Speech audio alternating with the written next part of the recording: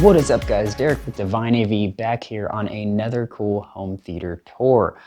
First of all, let me say excuse our absence. We've been very busy throughout the holiday season. Through Black Friday, we signed about 50, 60 jobs, and it just kept us so busy up until now. So we had a little bit more time to start working on some content, and we have a lot of really, really cool stuff in the pipeline. So those of you who are subscribed, welcome back. It's good to see you again. Those of you who aren't, consider subscribing and give this video a like if you enjoy what you see. All right, let's get into the tour. All right, guys, here we are. So let's start with the beginning of this thing. So the biggest portion, is those huge custom curve screens that we do. This is a 165-inch custom curve, and it's very, very cool what we put behind there. So I'll go ahead and show you some footage real quick right here. Right here we are building a platform. So we're building a platform so we could stick the 3Motion 40 eyes on top of it so they can play through the screen right there. We suspended it with these chains, so you can see right there. We got some chains on each side. They're gonna be holding up the screen. So super, super cool idea. I stood on that. I got my other guy to stand on it as well. That's 750-pound rated chain. It should easily hold about 1,000 pounds between the two of them, and there's only about 150 pounds of speakers, so that's all good. All right, let's look at the rest of the system. So here we have all Martin Logan. We got Motion FX2s for the surround left and the surround right. We have IW6s in the rears and IC6 overheads. So this would be a 9-channel Dolby Atmos system. For those of you who know the terminology, it's 7.1.2. The .1 right here is our Dynamo 1100X, also Martin Logan subwoofer. This is a downward firing subwoofer, and it packs a punch. All right, up top, Sony 295 ES. We absolutely love this projector. Of course, it's not the brightest projector, so with the lights on, it's a little bit hard to watch, but as you can see here, it is just a phenomenally sharp image with the lights off, which you're in a media room, you shouldn't be watching with the lights on to begin with. But piece de resistance, let's get into it. So in here, we have the Arkham AVR10 powering this bad boy. So the Arkham in this crown right here is powering the two overheads. The Arkham is 7-channel driven, so we're using the 7 channels to power the front 3, the sides, the rears, and that's your 7. Your overheads are being powered from that crown. So some of you may ask, like, why don't we power the front stage? It was only in the budget to do 1 crown for now. The plan in the future is to upgrade to a second XLS 1502 or 2502 for that matter to power the front stage. But you can't do that in the settings of the AVR10. The only assignable ports on it are surround back and presence, which is why we chose presence as that. All right, guys. Yeah, without further ado, let's jump right into some demos. Let's get it going. Hope you enjoy the show. What's up, guys? Warren, Divine AV, getting into the video and audio calibration. Just got done with the video, and look at this, guys. This is the 295 ES by Sony.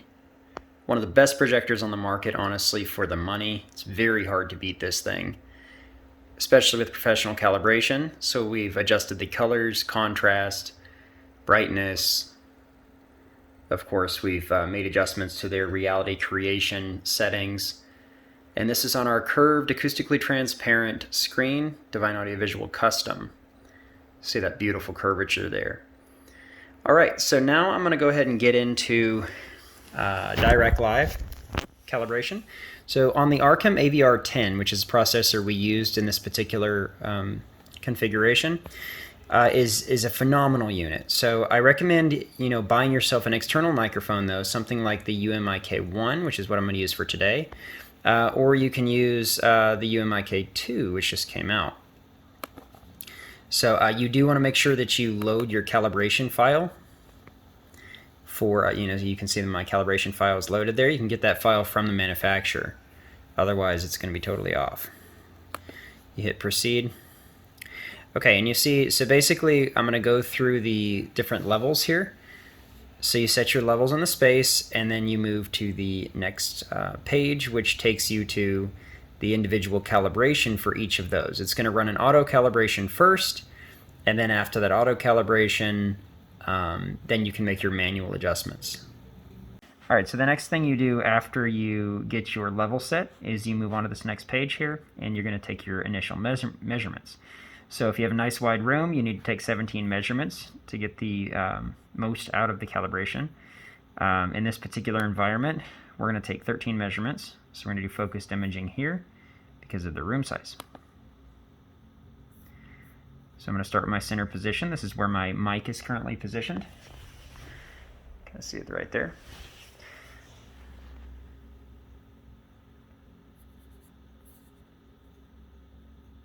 And then you hit measure selected position.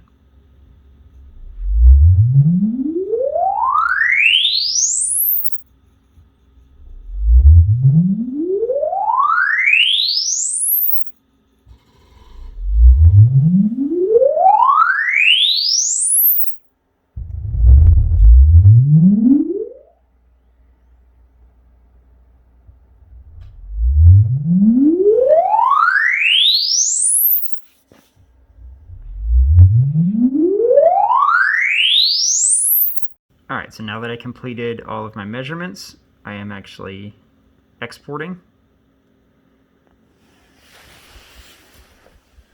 So it exports it. And this is all done over the network, so make sure you guys actually hardwire the AVR10 if you have one. And this goes for anything else with Direct Live. After you upload your tune from your Direct Live, you actually need to go into the settings here and activate that. So go under input configuration. Okay, and then you're going to go to Room EQ. I went the wrong way. Room EQ and turn that on, and then you're going to load your calibration file. You can do up to 3 different calibrations, like if you're trying to do like a stereo calibration and then a couple of surround configurations. Okay. Alright guys, here's a post-calibration.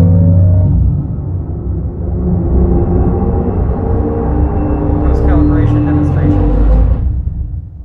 This is Dolby Cinema.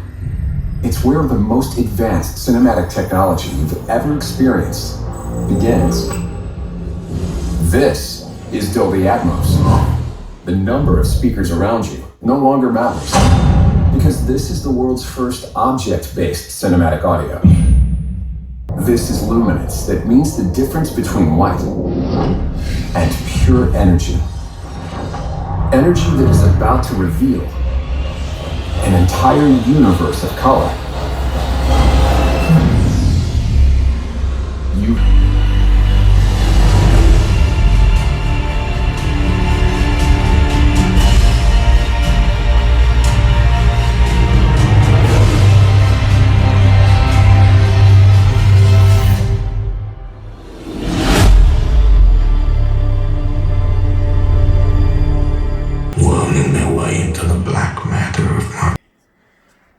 So the Arkham AVR10 is an absolute beast. When you have Direct Live, you can manipulate the sound frequencies throughout the space unlike anything else out there. So it's one of my favorite softwares. It's really good for just amateurs as well as professionals because you have full manual adjustment and you have an automatic tuning platform.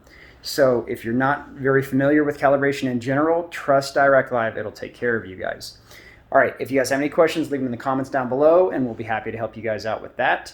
Direct Live comes in something like Arkham. It comes in Emotiva stuff. It's in, obviously, audio control. So anyway, if you guys are local to DFW, hit us up. We're happy to help you guys out with your audiophile needs. And pass it back to Derek. Thanks, guys.